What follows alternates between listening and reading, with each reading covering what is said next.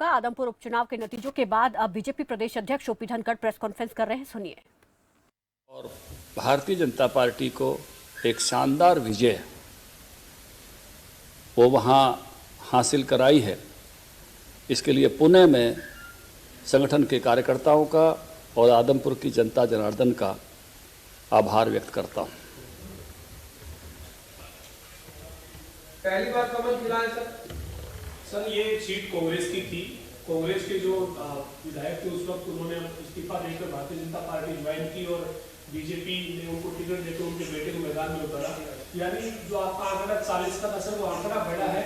और आदमपुर में जहाँ कभी भी कमल नहीं खिला था वहाँ कमल खिला है। कांग्रेस की सीट एक तरह से आपने इस उपचुनाव के माध्यम से बीजेपी। देखिए, इस सारे आप परिवर्तन को देखेंगे तो भारतीय जनता पार्टी बहुत वर्षों तक यह एक छोटी पार्टी थी और कांग्रेस पार्टी एक बड़ी पार्टी थी।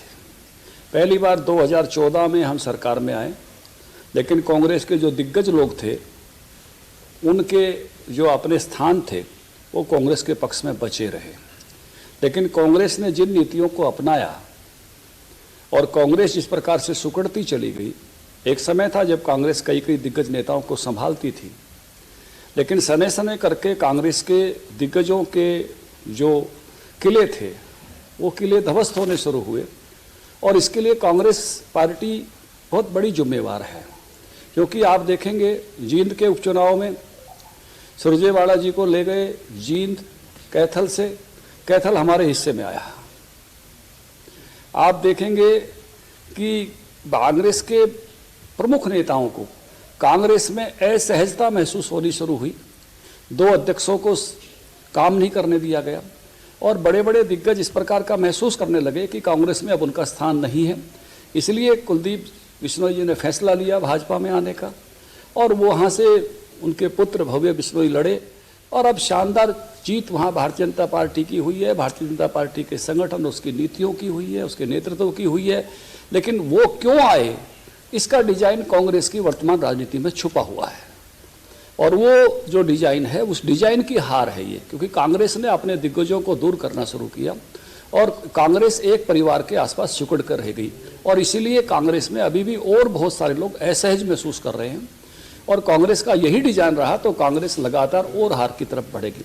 एक बात पे मैं और कहना चाहूँगा कि आप पार्टी बहुत ही जोर शोर तरीके से अवतरित हुई थी आदमपुर पर और स्वयं केजरीवाल जी, भगवंत मान, ये सब आए थे। लेकिन आदमपुर के लोगों ने इस बात को समझ लिया कि जो हरियाणा के पीने के पानी के लिए भी निर्णय लेने में बिल्कुल विपरीत स्थितियों में जाते हैं, वो हरियाणा के कभी नहीं हो सकते। 2000 क्यूसेस पानी रोजाना हरियाणा को पीने के लिए चाहिए, 1050 क्यूसेस पानी दिल्ली को पीने के लिए चाहिए। एक अल्टरनेट नहर बनाने के लिए सर्वोच्च न्यायालय का निर्णय, उस निर्णय के बारे में भी आप पार्टी की पंजाब सरकार ने सरेआम इनकार किया, क्योंकि एक 60 साल पुरानी नहर से पानी आ रहा है जिसमें कभी भी दिक्कत हो सकती है। जो ऐसे पानी पीने के पानी को देने के लिए बनने वाली नहर के लिए भी तैयार नहीं थे। इसलिए आदमपुर के लोगों ने इतनी बुरी तरह से उनको नकारा है कि जिसका परिणाम आज आपको आप पार्टी भी देख रही है और प्रदेश की जनता ने उनको वो शीशा दिखाया कि इस प्रकार जो जन विरोधी सोच के साथ चलने वाले लोग हैं उनका जो हसर होना चाहिए था वो आदमपुर में हुआ है। 2024 के चुनाव, ये 2024 के चुनाव का सेमीफाइनल कांग्रेस के नेता खासतौर पर भूपेंद्र सिंह हुड्डा जो है वो अपने प्रचार में बता रहे थे कि आदमपुर का जो चुनाव है ये 2024 का सेमीफाइनल है। तो ऐसे में अब कांग्रेस के सामने आप क्या कहेंगे, क्या चुनौती है और आपकी पार्टी के लिए क्या चुनौती है? देखिए, मेरी पार्टी तो लगातार परिश्रम करने पर विश्वास करती है और हमें अभी और अधिक परिश्रम करना है, ये हमको मालूम है। और अधिक मेहनत के साथ हम अगले चुनाव में जाने वाले हैं। हम जो नगर पालिका परिषद चुनाव था उसमें भी मेहनत से गए। आने वाले अभी कुछ चुनाव हमारे सामने नगर निगम के हैं, पंचायत चुनाव चल रहे हैं।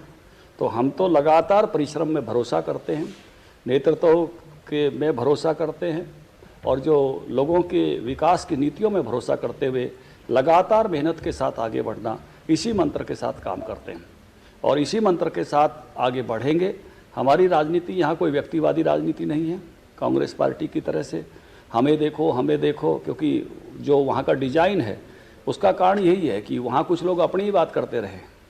भारतीय जनता पार्टी तो विचारधारा की बात करती है, भारतीय जनता पार्टी जो है संगठन की बात करती है, भारतीय जनता पार्टी विकास की बात करती है। तो इस नाते से भारतीय जनता पार्टी का कार्यकर्ता लगातार अथक परिश्रम करता है।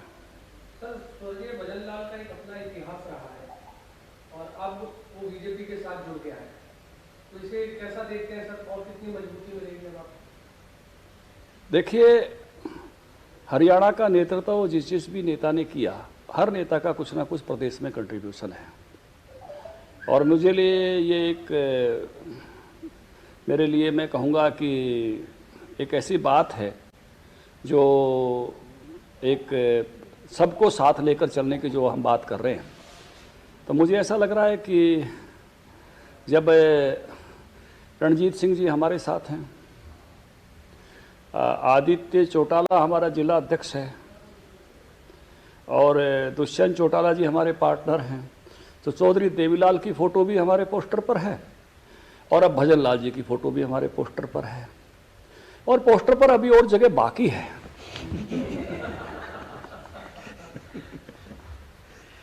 सर, मार्जिन कम है 2019 के अगर चुनाव की देखें और इस बार का उपचुनाव देखें, मार्जिन कम है। आदमपुर में पहले मार्जिन ज्यादा था। देखिए, 15,740 वोटों से विजय हुई है और उपचुनाव मुझे लगता है कि एक एक मतदाता को हर पार्टी जो है संपर्क करती है और उस नाते से बहुत विवेकपूर्वक मतदाता को निर्णय लेना होता है। भाजपा का बहुत बड़ा है, इसलिए भारतीय जनता पार्टी के बारे में आपने प्रारंभ में ही कहा कि कमल खिला है, भाजपा को लोगों ने आशीर्वाद दिया है और भाजपा, मैंने शुरू में ही कहा था कि लोगों ने, जब मीडिया के साथियों ने सवाल किया कि कैंडिडेट कांग्रेस से आए, मैंने कहा हाँ आए, क्योंकि कांग्रेस की बस स्टार्ट ही नहीं हो रही, कहीं पहुंचने वाली नहीं है, निकलेगी नहीं। आज किसी ने लिखा है कि भव्य की गाड़ी तो अब चंडीगढ़ आ गई है, लेकिन जो है जयप्रकाश को तो वहीं से जो है वो सवारी जो आदमपुर से चलती है उससे हिसार आना पड़ेगा और हिसार से सवारी पकड़ के फिर से कलायत आना पड़ेगा और कलायत में भी स्पेस खाली है नहीं। कमलेश ढांडा बहुत अच्छा काम वहाँ कर रही है। Thank you.